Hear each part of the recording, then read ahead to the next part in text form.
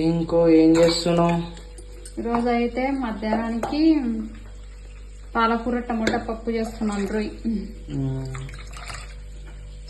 అవును సాయి, నేను ఏం వంటలు బాగా చేస్తాను రా. అంటే నీకు నేను ఏ వంటకం అది టిఫిన్ అయినా కావచ్చు, స్వీట్ అయినా కావచ్చు, నాన్ వెజ్ అయినా ఏది బాగా చేస్తాను రా నేను. నువ్వా? దోశ బాగా చేస్తావు.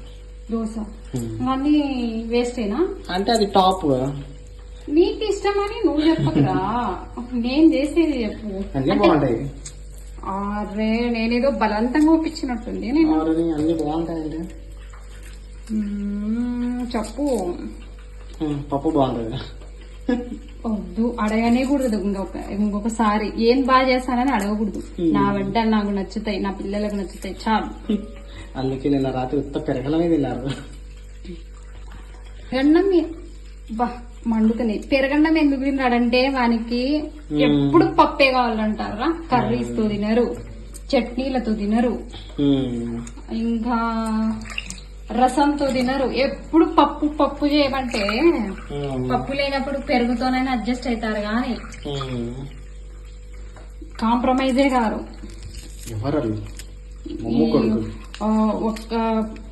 ఒక పూట ఇట్లా చట్నీతో తినొచ్చు కదా. అంటే ఎప్పుడు పప్పు బోర్ కొట్టదేమో వాళ్ళకి. నాకు చేయడానికి బోర్ కొడుతుంటది. ఏం రా పప్పు లేకుంటే ఎట్లా, ఎప్పుడు పప్పే కావాలంటారంటే నువ్వు పప్పు బాగా చేస్తావు కాబట్టి మా నువ్వే నేర్పించినావు మా అంటారు వాళ్ళు. పప్పే బాగుంటది. అరే అయితే ఇప్పటి నుంచి పప్పు బాగా చేయకుండా అట్లా అలవాటు పడిపోయినారు. అది కూడా ఎట్లా వీళ్ళు తినేది. అన్నం 1 కప్పు అయితే పప్పు 2 కప్పులు ఉండాలి. ఆ క్వాంటిటీలో తింటారబ్బా.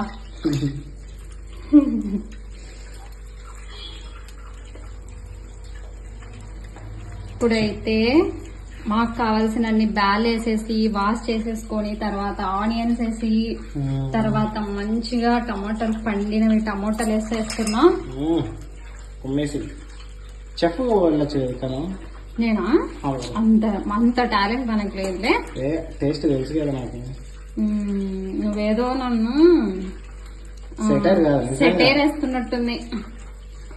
ఇప్పుడైతే టమాటా పప్పు కాబట్టి టమాటాలు చాలా వేసుకోవాలి. ఇది బాలే.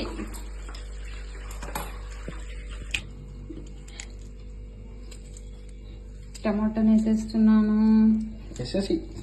దాని తర్వాత చింతపండు రుచికి సరిపడా మా పప్పుకి.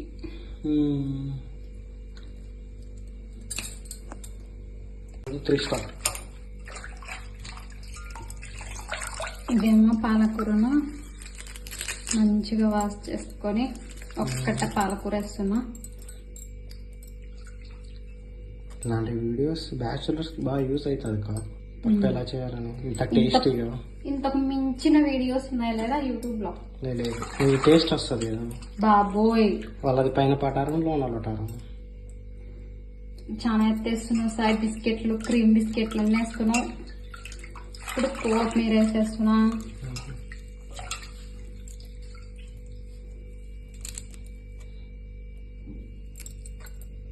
దాని తర్వాత కొంచెం జీలకర్ర వేస్తున్నాను. జీలకర్ర వల్ల ఏం యూజ్ ఉంటుంది తెలుసా? మంచిగా పప్పు అనేది స్మెల్ మంచిగా ఉంటుంది. ఇంకా హెయిర్ బాగా పెరుగుతుంది అనుకున్నా. ఇప్పుడు కారం వేస్తున్నా.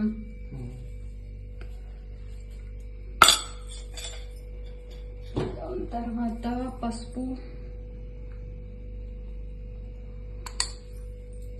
ఇది వేసిన తర్వాత తగినంత వాటర్ వేసేసుకోవాలి. ఇంకా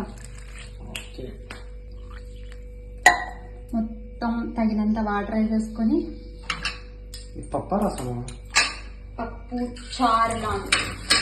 అంటే పిల్లలు వాటర్ ఎక్కువ ఇప్పుడు పిల్లలు అన్నంలో కలుపుకొని కన్వీనియంట్గా తినాలంటే కొంచెం లిక్విడ్ లాగానే చేస్తాను నేనైతే. తెలుసు కదా మా పిల్లలు ఎట్లా తింటారు, గంటలు తినకుండా అన్నం కానీ పప్పు కానీ కొంచెం అన్నం మెత్తగానే చేస్తాము. పప్పు కూడా కొంచెం లిక్విడ్ టైప్లోనే. అది పప్పు కాకుండా రసం కాకుండా మీడియంలో. ఒక 3 విజిల్స్ వరకు పెట్టేసుకోవాలి. ఓకే 3 విజిల్స్ వచ్చిన తర్వాత అయితే పప్పు ఉంటుంది. ఇప్పుడు పోపు మెయిన్ పప్పుకి కాబట్టి దండిగా అనేది వెల్లుల్లి వేసుకొని. సరే నీకు ఒక విషయం తెలుసా, నాకు పప్పులో ఎల్లిపాయలు మంచిగా ఫ్రై అయితే ఇష్టం అన్నం తినేటప్పుడు. సేమ్ నాకు కూడా అంతే, కానీ అలా తింటుంటే బలంగా టేస్ట్. కానీ నేను ఎన్ని ఎక్కువ వేసి ఎంత నాకు రావాలని చూసినా చెర్రికి అస్సలు ఇష్టం లేదంటే. కానీ వాడికే పోతాయి రవి, అదే మళ్ళీ ఇష్టం లేని వాళ్ళకే పడతాయేమో. నాకు ఎంత రావాలనుకుంటే కూడా అవి ఒక్కటి కూడా రాదు, ఎన్ని వెల్లుల్లిపాయలు వేసినా కూడా. ఇప్పుడు సాల్ట్ వేసుకొని రుచికి సరిపడినంత వేసుకొని మెత్తు వేసుకోవచ్చు, కళ్ళు వేస్తారు బాగుంటుంది టేస్ట్. మెత్తని అదే మెత్తని ఉప్పు కంటే కూడా దేనికైనా కూడా రాళ్ళ ఉప్పే బాగుంటుంది. రాళ్ళ ఉప్పు అని చేసి మొత్తానికి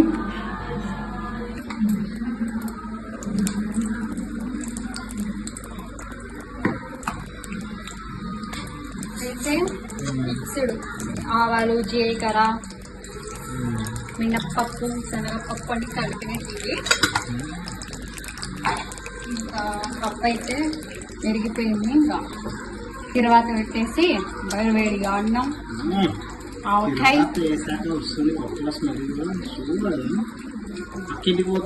బా.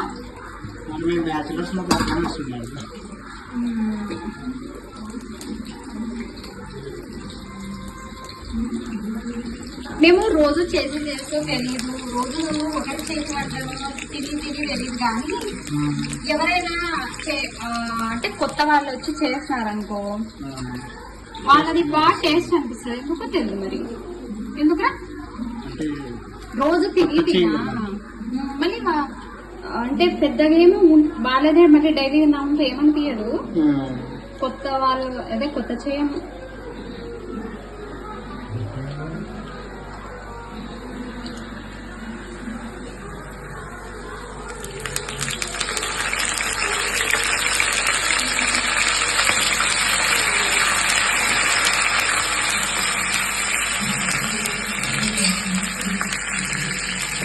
మిర్చి అయితే మనం లాస్ట్ వేసుకోవాలి, ఎందుకంటే ఇవి తొందరగా మాడిపోతాయి.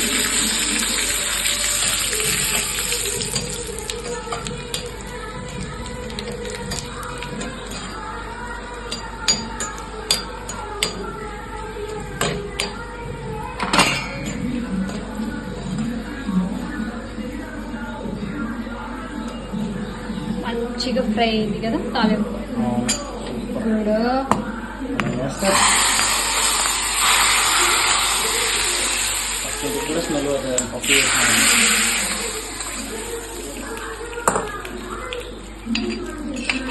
ఇట్లా ఉంటాయి కదా, నేను కలపకుండా ఎల్లిపాయలు ఇట్లా ఉండాలి నాకు రావాలని ఎంత చూసినా రావు. అంతే పప్పు అయిపోయింది. ఇప్పుడు అన్నం తినడమే ఆలస్యం.